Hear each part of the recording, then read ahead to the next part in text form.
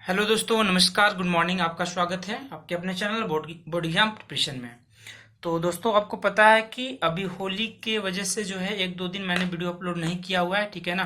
तो आज होली खत्म होने के बाद मैं पहला वीडियो यहाँ पे अपलोड करने वाला हूँ। और आज जो वीडियो यहाँ पे अपलोड करूंगा दोस्तों, वो आपके साथ शेयर कर रहा हूँ। यहाँ पे मॉडल प्रश्न पत्र दो, आपका स्टेट बोर्ड झारखंड बोर्ड का ऑब्जेक्टिव पेपर है साइंस का, है ना, सेट 2। और इसके बाद मैं साइंस का सब्जेक्टिव क्वेश्चन भी आपको अपलोड करूंगा। लेकिन अभी सबसे पहले हम लोग यहाँ पे सेट 2 पेपर डिस्कस कर लेते हैं, ठीक है।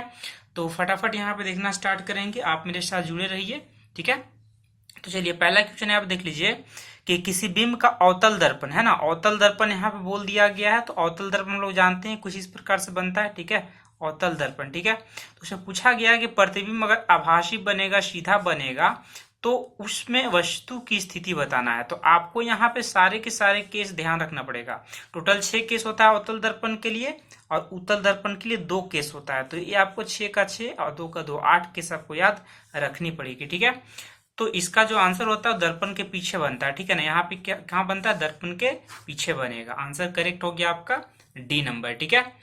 उसके बाद आगे बढ़ेंगे यहाँ पे क्वेश्चन नंबर 2।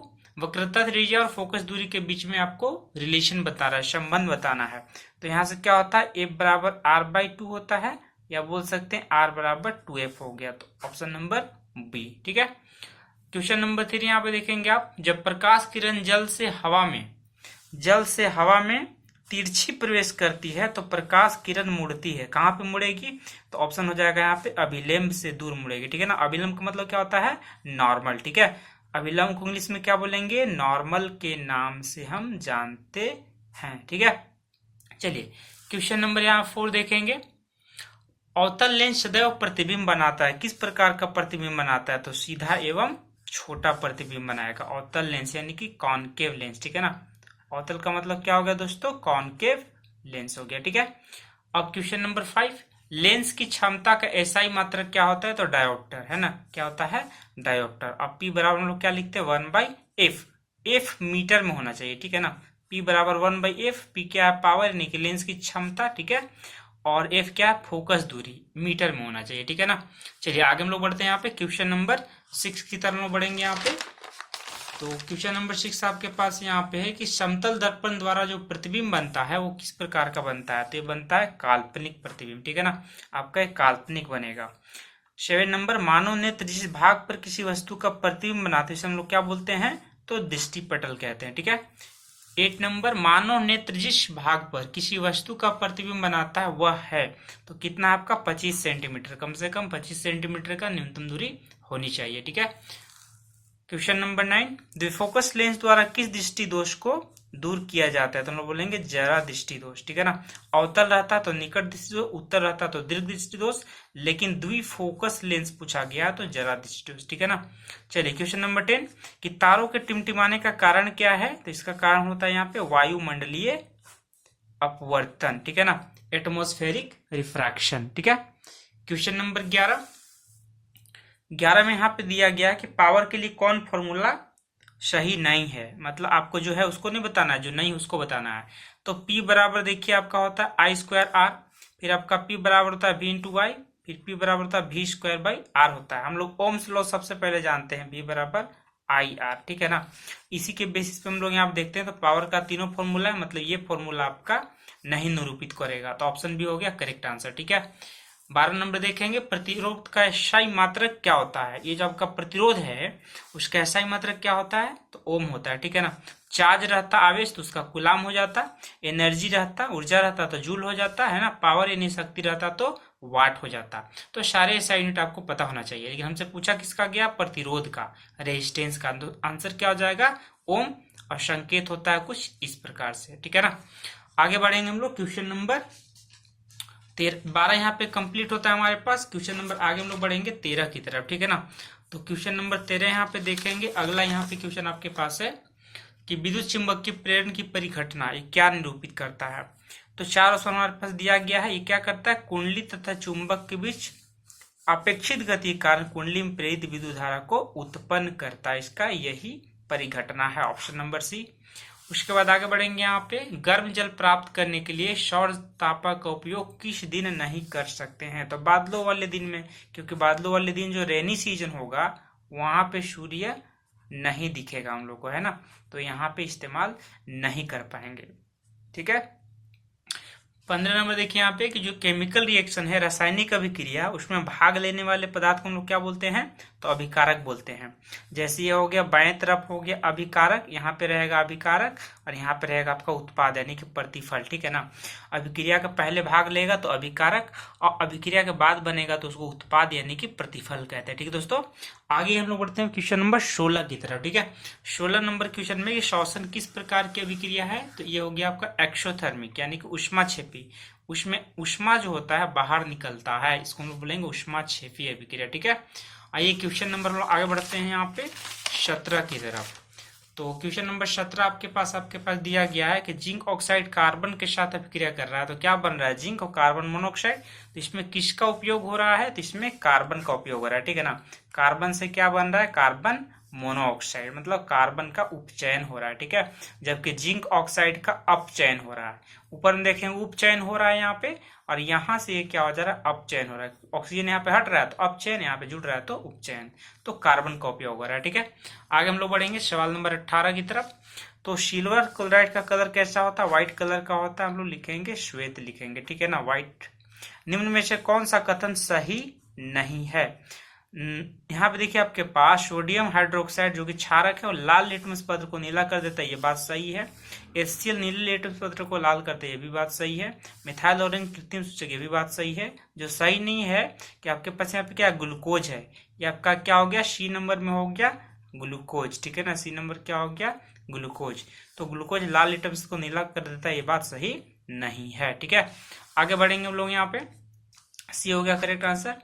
निम्न में से किस पदार्थ का पीएच मान 7 से अधिक होता है? तो ब्लड का। ठीक है ना, ब्लड का। नींबू तो आपका अम्लीय हो गया तो 7 से कम रहेगा। शुद्ध जल तो आपका मान लीजिए 7 रहता है। ठीक है ना, तो सही आंसर क्या हो गया? ब्लड यानी कि रक्त हो गया। नेक्स्ट हमारे पास है किस नंबर? क्या धातु का ऑक्साइड का प्रकृति कैसा होता है? तो लिखेंगे अम्लीय। अगर धातु रहता तो क्षारीय लिखते, है ना, धातु रहता तो क्षारीय, लेकिन यहाँ पूछा है कि अधातु के ऑक्साइड, तो क्या हो जाएगा? अम्लीय हो गया। उदाहरण के तौर पर देखेंगे, ऐसा आपको पास हो सकता है, CO2 हो सकता है। ठीक है ना, 22 नंबर देखिए कि लैक्टिक अम्ल का प्राकृतिक स्रोत जो है वो क्या है? मतलब लैक्टिक अम्ल कहाँ से ये होता है? तो लिखेंगे दही में पाया जाएगा। ठीक है, आइए हम लोग 23 नंबर कि निम्न में से कौन सा तत्व, है ना, निम्न में से कौन सा तत्व द्रव अवस्था में पाया जाता है? ठीक है ना, तो लिखेंगे दोनों, ब्रोमीन भी और मरकरी भी। ब्रोमीन दोस्तों अधातु है, नॉन मेटल है। ठीक है, जबकि पारा यानी कि मरकरी आपका धातु हो गया। पारा मरकरी ऐसा धातु है जो द्रव अवस्था में होता है, जबकि ब्रोमीन ऐसा धातु है जो द्रव अवस्था में होता है। ठीक है ना, तो यहाँ पे आंसर आपका 23 भी कंप्लीट होता है। आइए हम लोग दोस्तों आगे बढ़ेंगे क्वेश्चन नंबर 24 के साथ। ठीक है ना, तो यहाँ देखिए क्वेश्चन नंबर 24 आपके पास है कि निम्न में से कौन सबसे कम क्रियाशील है? लेस रिएक्टिव, तो लिखेंगे यहाँ पे सोना। सोना सबसे कम है। सबसे ज्यादा बोलता तो हम लोग बोलते पोटेशियम, लेकिन पोटेशियम का ऑप्शन नहीं है। शायद अगर सबसे अधिक बोलता तो पोटेशियम का ऑप्शन देता, लेकिन कम बोला इसीलिए सोना का ऑप्शन दिया। ठीक है, अब एक्वा रेजियम में पाया जाता है, कौन पाया जाता है? तो HCl भी पाया जाता है, सांद्र HCl हाइड्रोक्लोरिक अम्ल और सांद्र HNO3 यानी कि नाइट्रिक अम्ल। ठीक है ना, दोनों पाया जाता है, तो ऑप्शन C करेक्ट हो गया। 26 नंबर क्वेश्चन है, आप देखेंगे कि जो ब्यूटेनॉन है वो चतु कार्बन यौगिक है जिस पर प्रकारात्मक समूह है। तो ब्यूटेनॉन, यहाँ पे नॉन लग गया मतलब कीटोन हो गया यहाँ पे प्रकारात्मक समूह यानी कि फंक्शनल ग्रुप। अंग्रेजी में क्या बोलेंगे दोस्तों? फंक्शनल ग्रुप बोलेंगे। ठीक है ना, 27 नंबर कि निम्न में से किस तत्व के बाहरी कक्ष में एक इलेक्ट्रॉन है? तो सोडियम का। सोडियम का अगर लिखेंगे दोस्तों तो होता है 2 8 1 इलेक्ट्रॉनिक विन्यास। हीलियम का लिखेंगे यहाँ पे तो 2। ठीक है ना, उसके बाद ऑक्सीजन का लिखेंगे तो 2 और 6 होता है। मैग्नीशियम का लिखेंगे तो 2 8 2 होता है। तो मैंने चारों का इलेक्ट्रॉनिक विन्यास लिख दिया। तो बोला है किसमें लास्ट में एक इलेक्ट्रॉन रहेगा? तो सोडियम में देखिए एक इलेक्ट्रॉन, तो ऑप्शन ए हो गया करेक्ट आंसर। ठीक है, आगे बढ़ेंगे हम लोग 28 नंबर कि स्वपोषी पोषण के लिए आवश्यक है। क्या आवश्यक है? तो हम लोग लिखेंगे स्वपोषी पोषण के लिए सब आवश्यक है। देखिए CO2 भी हो गया, जल भी हो गया, क्लोरोफिल भी हो गया, सूर्य का प्रकाश, सनलाइट भी चाहिए आपको ना, तो ऑप्शन नंबर डी हो गया करेक्ट आंसर। ठीक है, 29 नंबर सवाल यहाँ पे देखेंगे कि ब्रिक की रचनात्मक और क्रियात्मक इकाई जो है वो कौन है, तो लिखेंगे नेफ्रॉन। ठीक है। मानव हृदय में कितने कोष्ठ होते हैं, मतलब चैम्बर। कोष्ठ का मतलब क्या है दोस्तों, चैम्बर। ठीक है ना, तो लिखेंगे 4 चैम्बर होता है यहाँ पे। कितना चैम्बर होगा, 4 चैम्बर होगा। तो ऑप्शन नंबर डी हो गया करेक्ट आंसर। ठीक है ना, आगे बढ़ते हैं हम लोग। सवाल नंबर 30 हो गया कंप्लीट। 31 की तरफ बढ़ते हैं हम लोग यहाँ पे। तो निम्नलिखित में से कौन सा पादप हार्मोन है, तो पादप हार्मोन को यहाँ पे साइटोकाइनिन है। ठीक है ना, ये हो गया आपका पादप हार्मोन। सारे हार्मोन आपको याद रखने हैं, मादा हार्मोन, नर हार्मोन, फिर पादप हार्मोन, फिर जानवरों का पशु वाला हार्मोन, एनिमल हार्मोन कह सकते हैं। ठीक है ना। शरीर का प्रमुख समन्वय केंद्र कौन सा होता है, तो लिखेंगे मस्तिष्क। वही हमारा कंट्रोल करता है, वही हमारा कंप्यूटर होता है। ठीक है ना। अलैंगिक जनन मुकुलन द्वारा होता है, कहाँ पे होता है, तो ये होता है आपका ईस्ट में। तो हम लोग लिखेंगे यहाँ पे कि ईस्ट में होता है। ठीक है। आगे हम लोग बढ़ेंगे यहाँ पे सवाल नंबर 34 की तरफ। ठीक है, सवाल नंबर 34 की तरफ बढ़ेंगे। परिपक्व हो जाने पर अंडाशय विकसित हो जाता है, किस रूप में, तो हम लोग लिखेंगे यहाँ पे फल के रूप में। ठीक है। सवाल नंबर 35 यहाँ पे देखेंगे कि समजात अंग का उदाहरण है। समजात अंग का क्या उदाहरण है यहाँ पे, समजात हमारा हाथ तथा कुत्ते का अग्रपाद, या हमारा दांत या हाथी का दांत, आलू एवं घास के ऊपरी भाग, इस सारे के सारे क्या है, समजात अंग है। ठीक है ना, क्योंकि शब्द का यहाँ पे देखेंगे, यहाँ पे फंक्शन काम एक ही जैसा दिखाई दे रहा है, तो कहलाएंगे समजात कहलाएंगे। तो कभी कभी समजात और समरूप में अंतर पूछा जाता है, लेकिन वो मैं वहां पे बात करूंगा जब सब्जेक्टिव डिस्कस करूंगा। ठीक है, फिलहाल ऑब्जेक्टिव में फटाफट देख लीजिए यहाँ पे कि निम्नलिखित में से किसे अनुवंशिक का पिता कहा जाता है। ठीक है, मतलब father of genetics, father of genetics. ठीक है, अनुवंशिक का पिता किसे कहा जाता है, तो लिखेंगे ग्रेगर जॉन मेंडल को। ठीक है ना, मेंडल का मटर प्रयोग आपको याद होगा दोस्तों। ठीक है, तो यहाँ बात करते हैं हम लोग ग्रेगर जॉन मेंडल। ठीक है, 26 नंबर क्वेश्चन आपका यहाँ पे फिनिश होता है। ठीक है, आगे हम लोग बढ़ते हैं 27 नंबर क्वेश्चन की तरफ। ठीक है ना, तो 27 नंबर क्वेश्चन आप देख लीजिए कि निम्न में से कौन आहार श्रृंखला है। तो चेक कीजिए यहाँ पे आहार श्रृंखला, यहाँ पे कौन सा है, घास। घास गेहूं को नहीं खा सकता। ठीक है ना, गेहूं को जो है आम नहीं खाएगा, ये आपका गलत हो गया। घास बकरी, फिर हो गया मानव। हाँ, घास बकरी खाएगी, बकरी को इंसान खा जाता है। ठीक है ना, तो ये हो गया आपका बी नंबर। ठीक है, बकरी को गाय नहीं खा सकता, गाय को हाथी नहीं, भी गलत हो गया। घास को मछली नहीं खाएगी, मछली को बकरी, भी गलत हो गया। ठीक है ना, तो पूछा है कि कौन आहार श्रृंखला है, तो घास को बकरी खाएगी, बकरी को मानव खा सकते हैं, तो बी नंबर करेक्ट आंसर। ठीक है, आगे बढ़े हम लोग 38 नंबर सवाल की तरफ कि कौन इसमें से उत्पादक है, तो सर्प, मेढक, ग्रासर, हॉपर, घास। 4 ऑप्शन दिया है, तो घास इसका उत्पादक हो गया। ठीक है ना, घास क्या हो गया, उत्पादक यानी कि प्रोड्यूसर हो गया। ठीक है ना, उसके बाद 39 नंबर सवाल देखिए कि चिपको आंदोलन का मुख्य उद्देश्य क्या था, तो वनाशन को रोकना। ठीक है ना, वनाशन को रोकना, वन को रोकना मुख्य उद्देश्य था। ठीक है, खादिन कहाँ पाए जाते हैं, तो राजस्थान में, एक तरह का जल प्रणाली होता है। ठीक है दोस्तों, ये आपका राजस्थान में पाया जाता है। ठीक है, तो उम्मीद करता हूं दोस्तों कि इस वीडियो में मैंने जो शेयर किया वो आपके साथ 40 का 40 क्वेश्चन आपको समझ में आ गया होगा।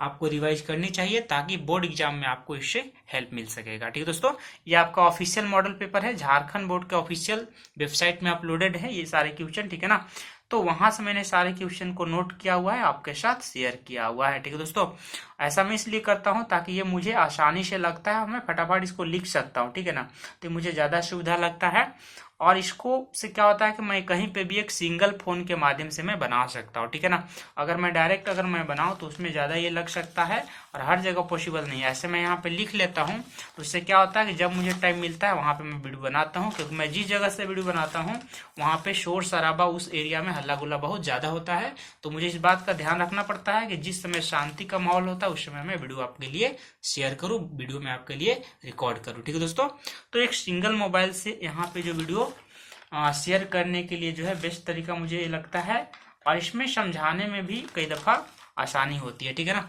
इसीलिए मैं इस मेथड का फिलहाल इस तरीका का इस्तेमाल कर रहा हूँ। आगे हम लोग देखते हैं कि धीरे धीरे कौन सा तरीका में आगे बढ़ते हैं। ठीक है, तो उम्मीद करता हूँ दोस्तों कि इस तरह का वीडियो आपको समझ में आ रहा होगा। ठीक है, मिलते हैं इसी प्रकार का नए वीडियो के साथ। अब हम लोग बात करेंगे अगला वीडियो में सब्जेक्टिव से रिलेटेड। ठीक है ना, साइंस का सब्जेक्टिव और मैथ का सब्जेक्टिव हम लोग बात करेंगे, एक एक करके सारा सब्जेक्ट हम लोग डिस्कस करेंगे। ठीक है दोस्तों, तो अगर आप मेरे चैनल पर नए हैं तो आप मेरे चैनल को सब्सक्राइब करना नहीं भूलेंगे, है ना। अगर वीडियो पसंद आता है तो इसको लाइक भी कर सकते हैं, कमेंट भी कर सकते हैं, दोस्तों को भी शेयर भी कर सकते हैं। ठीक है दोस्तों, तो आज के बाद हम लोग मिलते हैं नए वीडियो के साथ। आज इस वीडियो को फिनिश करते हैं। ठीक है ना, तब तक के लिए जय हिंद, वंदे मातरम।